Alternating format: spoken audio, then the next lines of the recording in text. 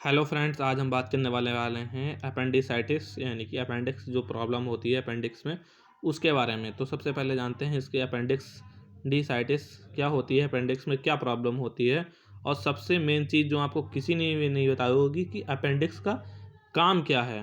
आज तक हर कोई यही कहता है कि अपेंडिक्स बिल्कुल बेकार चीज़ होती है, इसका कोई भी यूज नहीं होता है आज बॉडी में। तो आज हम आपको ये भी बताने वाले हैं कि अपेंडिक्स का काम क्या होता है। तो हमारे साथ जानने के लिए जुड़े रहें वीडियो में। वीडियो को पूरा देखें और वीडियो को बिल्कुल स्किप ना करें, ताकि आपको भी पता चले कि अपेंडिक्स का काम होता क्या है। आखिर बहुत ही महत्वपूर्ण काम होता है अपेंडिक्स का। तो देखिए, सबसे पहले जानते हैं अपेंडिसाइटिस क्या है। अपेंडिसाइटिस क्या है? अपेंडिक्स में जो इन्फ्लामेशन को अपेंडिसाइटिस कहा जाता है। देखिए, कोई भी वर्ड में आपको अगर कोई भी अंग है उसमें अगर साइटिस लास्ट में ये जो साइटिस लिखा है ये अगर जुड़ जाता है तो उसका मतलब होता है उस अंग में सूजन है। इन्फ्लामेशन यानी कि सूजन होती है। ये साइटिस का मतलब जो यही होता है मेन, कि आपकी उस अंग में जैसे कि अपेंडिक्स है तो उस अपेंडिक्स में सूजन है यानी इन्फ्लामेशन है। ऐसे ही अगर आपको लीवर में आपको है उसमें लीवर को हेपेटाइटिस इसीलिए बोला जाता है क्योंकि उसे हैप बोला जाता है। लीवर को हैप उस वर्ड में यूज़ किया जाता है, उसमें हेपेटाइटिस हो जाता है यानी कि साइटिस आप में लास्ट में आता है। तो ये लास्ट में जिसमें भी साइटिस आएगा उसमें इन्फ्लामेशन होगी। ठीक है, आगे बात करते हैं। तो जो साइटिस वर्ड है उसका मेडिकल टर्म होता है इन्फ्लामेशन यानी कि सूजन। तो आगे इसके बाद हम बात करते हैं यानी कि इस अपेंडिक्स में अगर सूजन आ जाता है तो उसे अपेंडिसाइटिस कहा जाता है। आपको नॉर्मल लैंग्वेज में बिल्कुल समझा दिया है। उसके बाद अपेंडिक्स एक क्या है अपेंडिक्स? अपेंडिक्स एक ट्यूब आकार की थैली होती है। अब ये जो ट्यूब आकार की एक थैली होती है कहाँ पे होती है? ये छोटी आंत और बड़ी आंत जहाँ पे मिलती है, ठीक है, जहाँ पे छोटी आंत और बड़ी आंत आपस में मिलती हैं उस पॉइंट पे ये थैली लटकी हुई होती है, छोटी आंत से बड़ी आंत के बीच में। अब इसका कारण जानेंगे कि अपेंडिसाइटिस का कारण होता क्या है।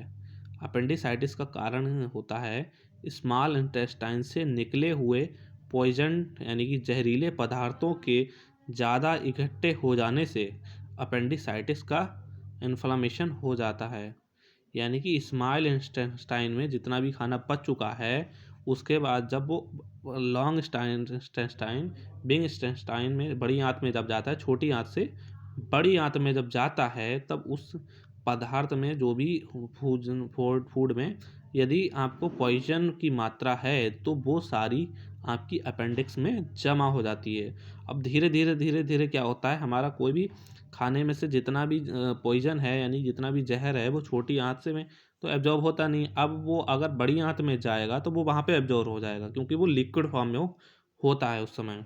तो छोटी आंत में तो लिक्विड फॉर्म में एब्जॉर्ब नहीं होगा, वहाँ पे सिर्फ प्रोटीन और बाकी सब जो है एसेंशियल सब्सटेंस ही एब्जॉर्ब होते हैं। अब बाकी जो लिक्विड का और जो बचा हुआ लिक्विड होता है जैसे कि वाटर हो गया और ये आपका पॉइजन हो गया, ये अगर बड़ी आंत में चला गया तो वहाँ पे एब्जॉर्ब हो जाएगा और शरीर में जाके हमारे सेप्टिस हो जाएगी यानी कि बहुत ही बड़ी प्रॉब्लम हो जाएगी। तो अपेंडिक्स का यही काम होता है कि जो स्मॉल इंटेस्टाइन में से निकले हुए जितना भी पदार्थ है उसमें से जो भी पॉइजनस पदार्थ है उसको एब्जॉर्ब करना। अब इसका एक काम आपको पता चल गया कि क्या हो गया। अपेंडिक्स का काम होता है बहुत ही इंपॉर्टेंट, क्या काम है कि ये पॉइजन जो भी निकलता है स्मॉल इंटेस्टाइन में से जो भी बचा हुआ पॉइजन होता है उसको वहीं अपने ऊपर इकट्ठा कर लेता है, अपने अंदर इकट्ठा कर लेता है और बड़ी आंत में जाने से रोकता है।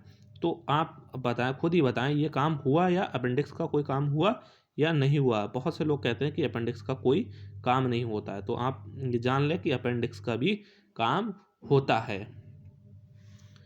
ठीक है, तो अब इसके आगे बात करेंगे इसके सिम्टम्स क्या होते हैं। सिम्टम्स होते हैं हाई पेन इन स्टमक, पेट में जो स्टमक जहाँ पे इस जिस साइड में एक साइड में होता है लेफ्ट साइड में, तो वहाँ पे आपको इकट्ठा हो जाता है ये पॉइजन। ठीक है, तो वहाँ पे आपको बहुत तेज दर्द होगा। इसका जो दूसरा सिम्टम होता है वो नोजिया या वॉमिटिंग है, उबकी आना या उल्टी होना। ठीक है, आगे क्या है, एनोरेक्सिया यानी कि भूख ना लगना, और कॉन्स्टिपेशन कब्ज होना, फीवर, ये सारे सिम्टम्स होते हैं अपेंडिसाइटिस के। ठीक है, अब आगे इंस्ट्रक्शन के बारे में बात करेंगे, क्या क्या इंस्ट्रक्शन है। आप सबसे मेन चीज़ इंस्ट्रक्शन होता है कि अगर आपको अपेंडिसाइटिस हो गई है तो आप सर्जरी करा लें। क्यों सर्जरी को क्यों बोला जाता है आपको, क्योंकि जो भी पॉइजन है उसको, आप कोई भी जहर है, आपको जहर को ना तो आप पचा सकते हैं, अब आप निकाल भी ऐसे नहीं सकते हैं बड़ी आंत के थ्रू। वैसे आपको कहेंगे मल के द्वारा आपको बाहर भी निकाल लिया जाए, लेकिन बाहर भी अगर आप निकालेंगे तो बड़ी आंत में से गुजारना पड़ेगा। अब बड़ी आंत में से गुजारेंगे तब भी आपको सेप्टिस का खतरा रहता है, और उसको पचा भी नहीं सकते हैं कहीं पे कि हम आपको पचा दें, तो इसीलिए उसको सीधे बोल दिया जाता है कि आप सर्जरी कराएं। उसके बाद आपको क्या होता है, लो फैट खाना चाहिए अगर अपेंडिसाइटिस है, और फिर लो मेडिकेशन एंटीबायोटिक्स, आपको कम एंटीबायोटिक लेने हैं, बहुत ही ज़रूरी हो जब तभी लेने हैं अगर अपेंडिसाइटिस। वैसे भी आपको ज़्यादा एंटीबायोटिक नहीं लेना है, लेकिन अपेंडिसाइटिस हो गई तब तो बिल्कुल ही नहीं लेना है। अब इसके बारे में ट्रीटमेंट के बारे में बात करें तो ट्रीटमेंट एक तो सीधा सीधा हो गया इसकी सर्जरी। अब सर्जरी नहीं है तो उस समय आपको एंटीबायोटिक, अब आप करेंगे कि अभी आपने बोला कि एंटीबायोटिक बिल्कुल नहीं लेता है और आप एंटीबायोटिक ही इसका बता रहे हैं, तो ये कुछ समय के लिए ही है, 2 से 3 दिन, जब तक आपकी सर्जरी नहीं हो पा रही है तब तक के लिए ही है, सिर्फ कंट्रोल करने के लिए है, ना कि इसका कोई इलाज है। इलाज सिर्फ इसका यही है, सर्जरी। तो इसका क्या ट्रीटमेंट है, एक तो या तो आप सिफोरोक्सिम 1.5 ग्राम का बीडी सुबह शाम आपको 5 दिन तक देना है। ये अगर नहीं देंगे, ये देखिए एक और लगा है, तो 1 2 3, इन 3 में से एक ही आईवी देंगे, लिखी तीनों हैं, तो इन 3 में से कोई सा भी एक आईवी देंगे आप, एमोक्सिसिलिन सीबी, सिफोरोक्सिम और जेंटामाइसिन में से। अब आपको एप्सिप्रोक्सिम दे रहे हैं तो 1.5 ग्राम आपको देना है बीडी, शाम 5 बीडी सुबह शाम, यानी बीडी का मतलब होता है सुबह शाम 5 दिन के लिए। ठीक है, एमोक्सिसिलिन सीबी दे रहे हैं तो 1.2 ग्राम देना है बीडी, ये भी देना है 5 दिन के लिए। जेंटामाइसिन अगर दे रहे हैं तो आपको 80 mg देना है बीडी 5 दिन के लिए। ठीक है, इन 3 में से सिर्फ एक एंटीबायोटिक देना है, प्लस आपको क्या देना है, कैप्सूल, या तो आपको इन 2 में से एक एंटीबायोटिक कैप्सूल या टैबलेट में से एक देना है। ठीक है, अगर एमोक्सिसिलिन दे रहे हैं, अब यहाँ पे अगर आप सिर्फ एमोक्सिसिलिन दे रहे हैं तो आप एमोक्सिसिलिन नहीं देंगे, दोनों एमोक्सिसिलिन नहीं देंगे। ठीक है, तो अगर एमोक्सिसिलिन यहाँ पे दे रहे हैं तो यहाँ पे आपको सिफ्रोफ्लोक्सासिन ही देना पड़ेगा।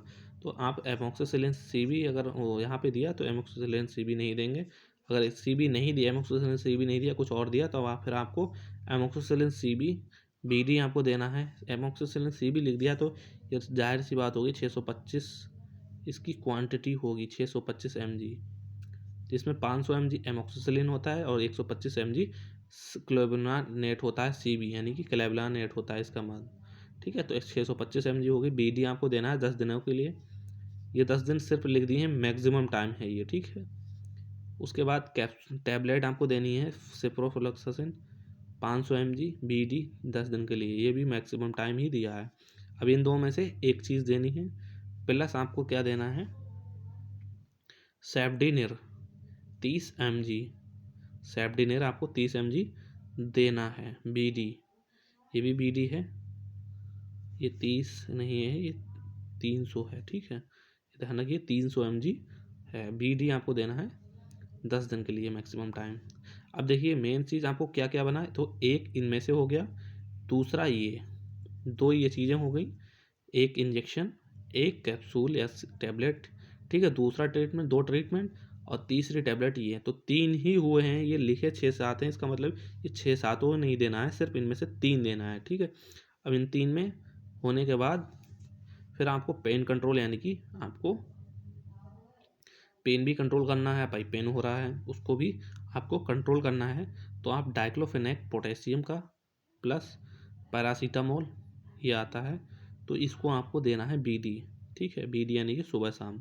ज़्यादा अगर प्रॉब्लम हो रही है, ज़्यादा ही दर्द हो रहा है, तो आप इसे टीडी भी कर सकते हैं, यानी टाइंडेस, तो आप दिन में 3 बार भी दे सकते हैं, वरना आपको बीडी ही देना है। ठीक है, इन चौथी चीज़ आपका चौथा ट्रीटमेंट ये हो गया। अब ये 4 चीज़ें आप अगर देंगे तो उसको आपको गैस की भी प्रॉब्लम हो सकेगी, क्योंकि उसको पहले से ही कब्ज वगैरह होगी और पहले से ही उसे पेट में प्रॉब्लम है, तो उसको एक एंटासिड भी आपको देना पड़ेगा। तो एंटासिड के लिए आप क्या देंगे, कैप्सूल देंगे रेविप्राजोल प्लस डोमपेरेडोम। ठीक है, रेविप्राजोल प्लस डोमपेरेडोम। इसके जगह आप दूसरा एंटासिड भी यूज कर सकते हैं, ये आपको सिर्फ हमने एक लिखा है। ठीक है, तो इसके जगह आप दूसरा भी यूज कर सकते हैं। तो ये सारी जानकारी हो गई आपको अपेंडिसाइटिस के बारे में, उसका इलाज क्या करेंगे क्या नहीं होगा।